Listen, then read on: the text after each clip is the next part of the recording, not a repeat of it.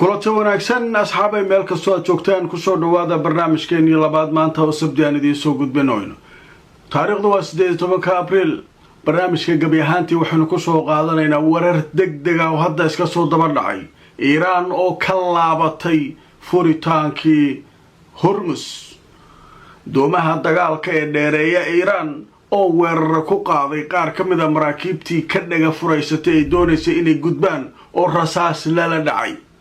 maraykanka oo isagana heegan galay Iiraan iyo maraykanka waxa kala haysta iyo xiisada oo cirka gashay wararkii ugu waaweynaa ee laga qoray ayaynu barnaamijkeena labaad ku faahfaahineynaa haddaba ugu horeyn waxaynu ku hormaraynaa telefishinka Al Jazeera wuxuu sheegay Iiraan inay dib u soo celisay xirnaantii Hormuz kadib markii meesha ay ka dhaceen dhibaatooyin dhinaca badmaaxinta iyo dadkii marayay halkaas موجودة marka waa warka koobaad Iiraan waxay tiri waa ka laabanay wax furan male qaar marka iska dhadhaga tiray oo Mareykanka soo gudba waxaas ma jiraan maraakiibtii ganacsiga waa la wada wacay kulligood telefoon la silki leeraado ayaa lagu la xiriir haye hadaa isku dhaqaaqdo meesha joogto hadaa joogtana dib uga laabo meeshaas ma soo mari kartid haddaba markaan idintu soo wararkii ugu dambeeyay Al Jazeera waxay leedahay war degdeg oo hadda soo dhacay wuxuu sheegayaa maraakiibta ganacsiga inay la kulmeen xiriir dhinaca telefoonka waxaana la sheegay in Iiraan ay u sheegtay maraakiibta ganacsiga in uu xiran yahay marin biyoodka Hormuz oo cid soo mari karta aanay jirin ma loo sheegay maxaa dhacay lama yaqaano Iiraan hebel ma maqli jirtay madax falluuq oo qaba maqli jirtay Iiraan wax yar haday istaabtaan bas waaye oo ay shakiso sababta marka waxyaabaha keenay maxaa kamid ah hadda galayna Al Jazeera waxay leedahay markii uu soo gaaray markabka diyaaradaha xambaara Ford deegaanka Bahrul Ahmar ama Badda Cas haddaba wakaalada wararka Associated Press ayaa sheegaysa mas'uuliyiin ayadoo soo xiganaysa Mareykanka markabka diyaaradaha xambaara ee Ford inuu soo gaaray Badda Cas isagoo ay la socdaan laba markab oo dagaal oo markabka waardiyeynaya oo hareeraha ka socda meeshan waa la heshiiyay xabatoojina jirta leeyahay oo ay maraakiibta noogu soo dhawaanayaan sababta maxay markabkan kii jugta qabay waa la soo daaway Badda Cas oo imaana midkii kalena xaggaas u yaala war meeshan cid la gaaday ma la tiri Iiraan aniga meeshan ma la gaaday waaba xiran yahay tiri marig Hormuz cidii wax soo wada aan arag midda kalena waxa la leeyahay waxa ka careysiyay waxa waaye dhowr markab oo Iiraan oo maanta gudubtay iyo kuwa kale oo Iiraan u soo socday ayaa la qashqashaad waa taqaanaan waxyaabo lagu sameeyay Mareykankii meesha jooga aan dhibay waxay tiri marka annagana maraakiibteeni iyo wixii meesha marayay waa la qashqashaadaya oo dhibaato lagu sameeynaya maraakiibta kalena wallahi ka taa wax gudbay mal qaar marka kamida maraakiibta ayaa ka dhaga furaystay la leeyahay oo xogaa isku dayay inay hal mar ma gudubtid amal isdheer doomaha dheereeya ee dagaalka ciidamada badda ilaalada kacaanka Iiraan ayaa sidii roobka ugu dayay rasaas lagu furay anaga noo sheegaysaa wartiina oraa dib u laabteen oraa waa idin la hadalna waa xirayada maxaa soo waday Mareykanka waa kaas asaga soo maraalay ay tuso marka wararkii ugu dambeeyay haddaba wararkii ugu dambeeyay waxay sheegayaan waxa la leeyahay laba kamid ah doomaha dheereeya ee ciidamada Iiraan ee ilaalada kacaanka Iiraan ayaa la sheegay inay markaa ishortaageen maraakiibta oo maraysay Hormuz hay'adda wararka hay'adda dhinaca badaha u qaabilsan Britain ayaa sheegtay labada dooyood oo kuwa dagaalka ay wateen ciidanka ilaalada kacaanka Iiraan inay ku fureen rasaas markaa halka marayay maraakiib halka maraysay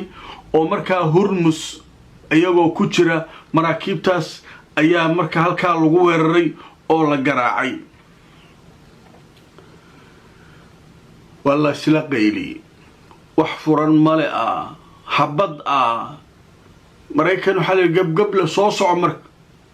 markab dagaala halkaan naga dhigay mid kalena halkaasaa dhigaysaa nabad iyo waanwaana socotaa leedahay annagana waa idin goomeeyay maraakiibteena qashqashaadaysa kuwan kale inay hore annaga maxaan nahayn annaga goormee gacmaha taagnay isdhiibnay goormee dagaalkana looga adkaaday war ciday u darataa aragna liira sawad waxa hayso soo keen wax mari kara meeshaan ma jirtaa la leeyahay maanta kuwa isdhaga tiray waa u jeedaan rasaasa dhagaha looga garaacay waaye hadda wararku waa iska soo daba dhacayaan aan idin tusoo warkii ugu dambeeyay ciidanka ilaalada kacaanka Iiraan ayaa war soo saaray waxay sheegeen ay leedahay Al Jazeera in xaaladda Hormuz ay ku noqotay sideedii hore oo uu xiran yahay cid kasta oo isku dayda inay jabiso amaradaasna ay la kulmi doonto ciqaabteed sidii hore lagu celiyay cid kastana way ogtay waa loo sheegay cidii isku dayda inay jabisana nagta laga saaraa kuwii maanta rasaasta lagu furay oo kale waxa ka dhacay meesha waa la yaab marka xaalku halkaasuu maraya waayahay sootii marka isniinta loo ballansanaa wada hadallo oo Pakistan iyo Iran iyo isku tagayeen Iran tiina waa diid war cusub hadda haya war meesha waxa ka socdo meesha nimanka Iiraaniyiinta wax caadi ma haddaba aan tuso marka maxaa la leeyahay war cusub isaguna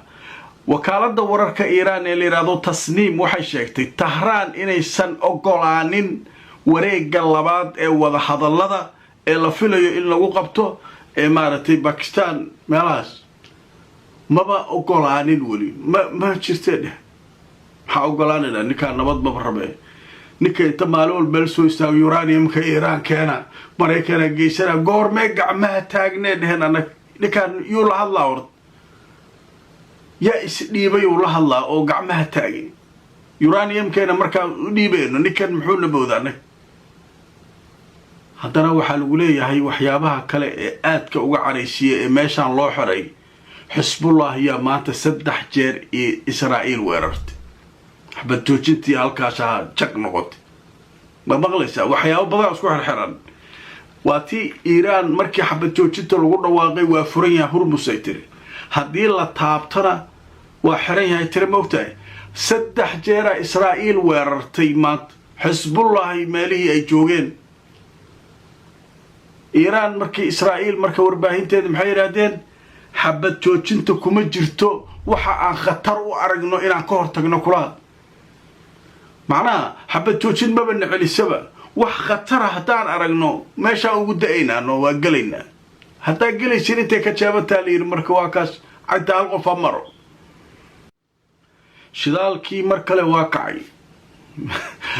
waa la furay waa dagaa waa kacay waa la xiray Hormuz uu kacaya kaas waa warka cusub waxa soo kale wararka kale soo kordhay kamida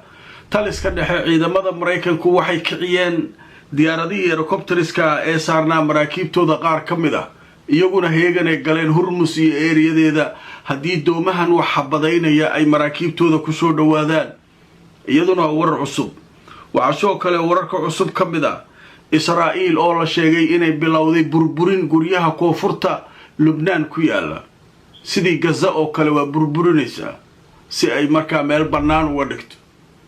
hawshaas iyaduna xabad joojinta khilaafsantaa la leeyahay wararkaas oo dhan waxay ahaayeen kuwii cusba barnaamijkeennii labaad oo gabi ahaantii aynu ku soo qaadanay wararka degdega iska soo daba dhacay halka ayaynu ku joojinaynaa haddii alla idmo barnaamijkeenna saddexaad ayaanu ku soo qaadan doonaa wixii akhbaarada ee sheekooyinkan ka soo kordha ku xirnaada mar walba barnaamijyadayda xaqiiqada ku salaysan inagoo mar walba idin la wadaagna wararkii ugu dambeeyay ee ay qorayaan warbaahinta caalamka ee ku saabsan xaaladda gobolka bariga dhexe like garay oo share garay barnaamijka haddaad xusubtaana subscribe ka iloobi YouTube-ka Facebook-gana follow garay inta aan mar kale kulmayno nabadgelyo